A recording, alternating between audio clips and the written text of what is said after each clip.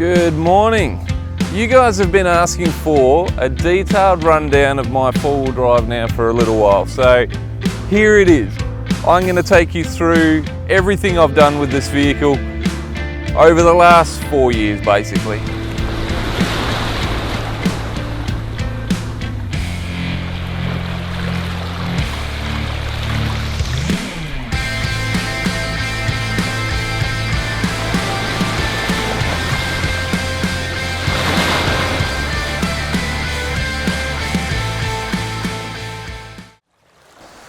Now, I'd like to chat to you a little bit about the suspension setup that I've got in this. I've had some dramas. I've tried 3 different sets of suspension to get it right, and it took 3 sets before I got it right. The first set I had in this, if you've been following my L-Cool forums build thread, which there's quite a few of you, about 30,000 of you that have been following that build, so thank you for that, and thank you for all your comments as well. But you'll know that I started with the TJM 9-stage adjustable shock absorbers. They're a big bore shock absorber, but they're actually Tough Dog. They're just a rebranded Tough Dog suspension component, and those they did a good job, but the little adjuster knob that's right at the bottom is very exposed. It's exposed to the elements, it's exposed to the environment, getting spat up off the ground, off the tires and whatnot, and the little adjustment knob ends up being destroyed really fast. I replaced it a couple of times, and they just became non-adjustable shock absorbers really quick. So those had to go. The other thing I've had dramas with the 200 series is when I got this, there wasn't a great deal of information about you know, what sort of weights you need in your springs, and you know, you do your best to you know, do your math and work it out yourself, and it didn't. I don't know, I messed it up. I messed it up, and well, funny story, I should tell you, I'll edit this into the beginning bit, but when I first picked up my car, I didn't actually get to drive it. TJM in Perth got to drive it, and the guys are brilliant. They've actually done 2 builds for me now. And I'm a huge fan of their work. But hilariously, when I went in to pick up my car, after all, like the majority of the build was done by that stage, all the bar work, it's all TJM bar work on this thing. Hilariously, I walked in and the bloody car was lower than stock. And they're like, "Ah, look, it's finished, ta-da. There you go, there's your car." And I'm like, "Hang on a minute, that thing's very low. Have you forgot to do the suspension?" And they're like, "No, it's in there." So that was something we had to get fixed straight away, because it was nearly an inch lower. And we never had that discussion. I never had that discussion with them, and they never had it with me of what sort of spring rates I wanted. I just kind of expected that they'd do the math and work it out. So they were really good though. They did send me the next lot of springs. So I told them what size springs to put in there after that. I told them I wanted 200 kilo constant rate springs. And after doing, you know, some math on all the gear that I put in there, and that wasn't enough either. It brought it up to you know, the extra 2 inch ride height that I wanted. But yeah, she was very soft. Anytime you went over a bump and whatnot, yeah, it wasn't handling it, and too much pressure was being asked of the shock absorbers to make up the difference, I suppose. And eventually the shock absorbers were going to fail because my car wasn't handling, or the springs weren't taking the full weight of the load. So attempt number 3 was she's now got 600 kilogram variable rate springs in the back there, and variable rate or constant rate, oh, I forget, I'd have to look it up. But the springs that are in it now definitely hold the full weight of the load You've seen in my canning stock route video where I took you through some bits and pieces there of how well it sits. Well, I think it sits well anyway.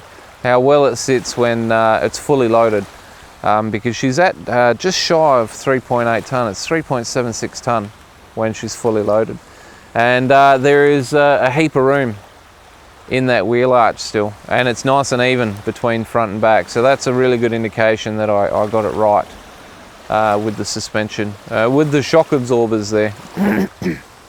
Well, not the shock absorbers. It's a good indication I got the spring rates right, is probably the more accurate way to say it.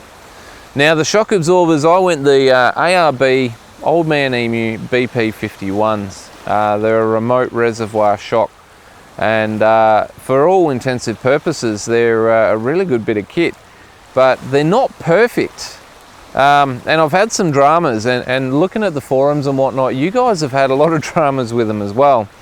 So the main issue that I've had, and it's all minor stuff, you know, it's more, it's annoying. It's not, they've not failed, it's not a game breaker, they're just annoying little things.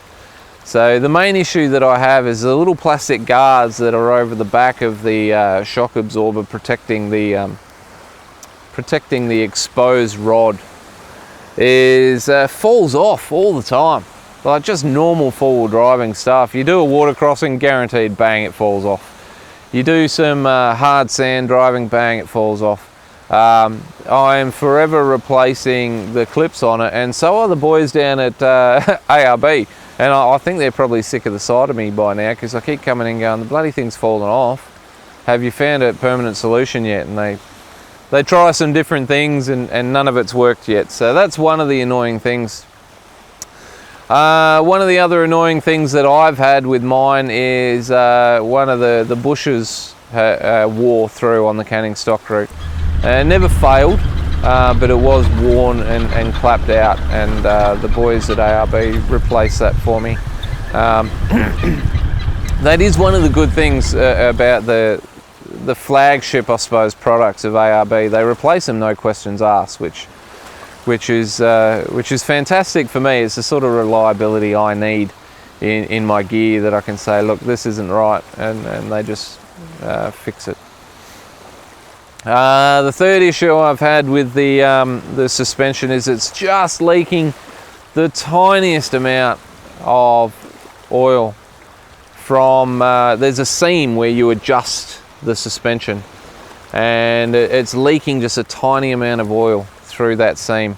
It's, you know, milliliters, and it must be only at its extremes of use, or when it's very hot. It gets well over 50 degrees here in the Pilbara, and so it's not a persistent thing, it's not a constant thing. And when I spoke to the guys at ARB, I asked them, you know, is it just an O-ring really that's stopping the oil and fluids from going outside of the shock absorber? And they did confirm that it is just a sort of a single O-ring through there. So I'd say for all of us that own BP51s, at some stage or another, that is going to fail, because an O-ring is a wearable product. It's got a lifespan to it, and the more you use it, the more chance it's got of you know, wearing through or doing damage, or just failing for one reason or another. It's a replaceable part, and they will replace it. They will fix that. So it's not a big deal for me. It's definitely not a game breaker, and I still, well, up until probably a few weeks ago, I wouldn't replace them with anything else. I can't think of anything else on the market that's probably better, but if there is one, it's probably the King Springs and remote reservoir. They're not as adjustable. You can't really, I don't believe so anyway, in my research that I've done. I don't think you can adjust them on the fly as quickly and as easily as you can the BP51s. But if anything was going to be better than these ones, then that would be it. But basically there's nothing else on the market that even compares. You can get a GVM upgrade to 3500 with the BP51s.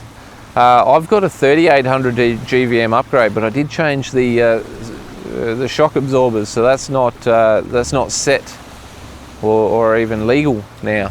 But one thing with the ARB set is they are upgrading their certificate, I suppose you might call it, or their licensing to get their BP51s rated to 3.8,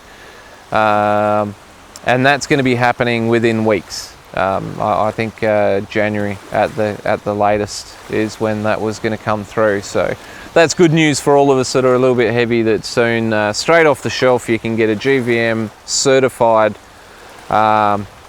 suspension system in the BP51s up to 3.8 tonne. So that's my review, I guess, on the BP51s there. Not perfect, really good off-road, really good in the corrugations, handled the canning stock route corrugations perfectly. Never overheated, never faded, never came even close to failing as far as I could tell. So an amazing bit of kit that I recommend. I think you would, because the Kings especially are so expensive, and I haven't tried them personally. I can't recommend them yet, but the BP51s are fantastic, and I think you'll really enjoy them. You'll get a long time out of them. And at this stage, there's still no better option on the market that I'm aware of. So yeah, BP51s, I like it.